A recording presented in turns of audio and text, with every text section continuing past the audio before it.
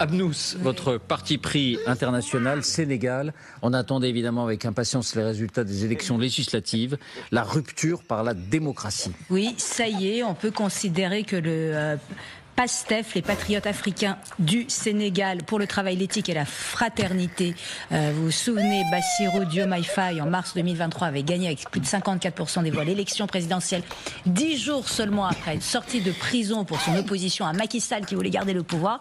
Mais l'Assemblée nationale dont il avait hérité était à la majorité de Macky Sall, donc il dissout l'Assemblée en septembre. Voilà une dissolution qui a marché. Voilà, une dissolution qui est logique. Elle a marché parce qu'elle était logique. Et a priori, on n'a pas encore les résultats définitifs, mais le PASTEF aurait remporté au moins 129 sièges sur les 165 de l'Assemblée nationale. Donc maintenant, j'allais dire, plus d'excuses. Le programme de rupture, parce que jusque maintenant, officiellement, ils ne pouvaient pas l'appliquer, ils vont l'appliquer.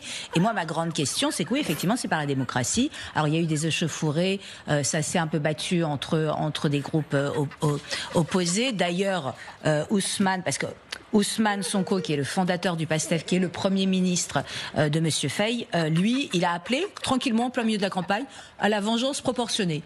C'est-à-dire, tu t'es fait taper par l'opposition, et tu tapes pareil en face. Non, mais c'est complètement délirant. Donc voilà le problème, que je commencerai par ça, c'est que Ousmane Sonko, son problème, c'est que pour l'instant, alors vous allez me dire, à leur décharge, ils n'ont pas encore pu appliquer, ils n'avaient pas l'Assemblée, c'est moi je trouve qu'on n'est que dans la posture et dans le sociétal.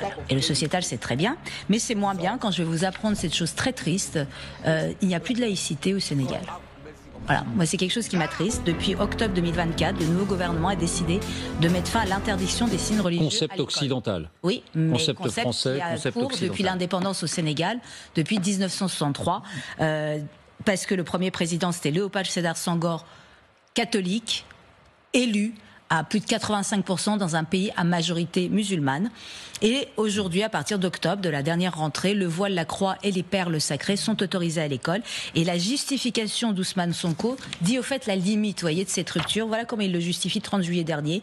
Certaines choses ne peuvent plus être tolérées dans ce pays. En France, ils nous parlent constamment de leur modèle de vie et de style, mais cela leur appartient. Au Sénégal, nous ne permettrons plus à certaines écoles d'interdire le port du voile. Alors le voile intégral est toujours interdit, quand même. Est-ce que c'est très réducteur de dire que on est dans un modèle populiste assumé et que c'est un peu le Jean-Luc Mélenchon sénégalais? Non, c'est pas du tout, c'est pas du tout populiste. D'autant plus que moi, ce qui m'inquiète, c'est que ça commence avec le voile. Vous connaissez les positions, vous savez, au Sénégal, l'homosexualité. Le code pénal punit l'homosexualité d'1 à 5 ans d'emprisonnement. Ousmane Sonko et Monsieur Faye n'ont jamais caché le fait qu'ils voulaient durcir cette loi. Monsieur Faye, le président sénégalais, est le premier à s'installer au palais présidentiel avec ses 2 épouses. Que plus jeune étudiant, il militait avec les frères musulmans. Donc moi, ce qui m'inquiète, c'est que, vous voulez vous positionner contre l'ancien colonisateur et le seul arme disponible, c'est en gros le bréviaire de l'islamiste. C'est quand même très triste. C'est que je pense qu'il y a quand même une autre étendue, c'est qu'on peut rester dans la démocratie. Il y a tout un programme économique aussi, alors, par ailleurs. Justement, parlons-en de ce programme économique qui s'appelle Sénégal 2050.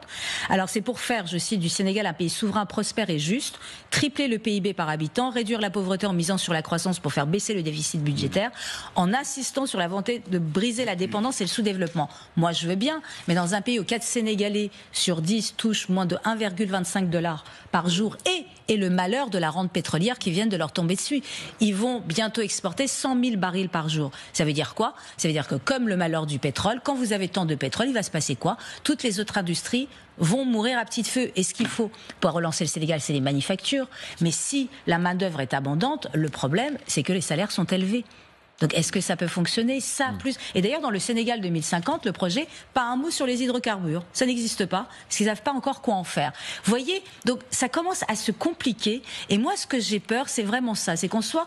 Parce qu'ils changent des choses. Moi, je trouve ça assez malin. Ils ne distribuent pas de nourriture et de billets à leurs militants pendant les meetings. Non, ils demandent aux militants, tous les meetings qu'ils ont fait étaient payants, pour responsabiliser le citoyen en disant non, tu veux le changement au Sénégal, tu t'investis. Et quoi de mieux que s'investir par le porte-monnaie? Ça, par exemple, je trouve ça extrêmement positif. Mais si derrière, ça va juste consister à dire on va faire tout le contraire de la France d'un point de vue sociétal, mais pour le reste, on va profiter du pognon qui va rentrer avec le pétrole, il n'y aura pas d'industrie, pas de manufacture, et les problèmes resteront les mêmes. En tout cas, cette